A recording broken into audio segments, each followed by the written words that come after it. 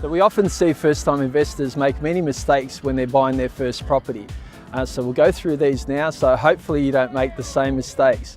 The first one is they don't get professional advice from an accountant, and they often buy in the wrong entity. It could be in their name, they don't buy it in a super fund or a trust. It's not quite the right entity for them. Secondly, they often buy and they haven't got a pre-approval in place, or they buy and the banks won't lend against that particular property because there are certain restrictions. It could be a city apartment, could be a studio apartment. Thirdly, they don't do a cash flow analysis for that property, so they don't work out what it'll cost them before tax and after tax, and they often can't afford to hold that property with the out-of-pocket expenses.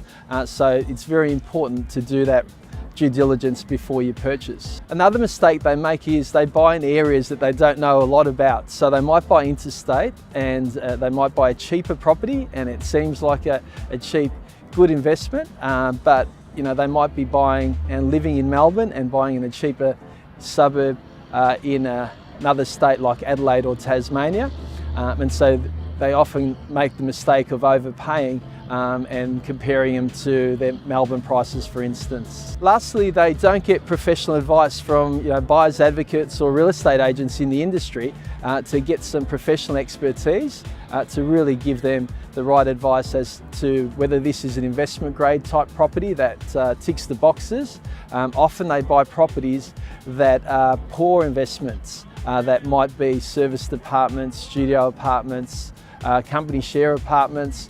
Could be properties there that have business zoning. So there's a number of properties there that first-time investors buy, and that are often hard to finance and that might not get great capital growth.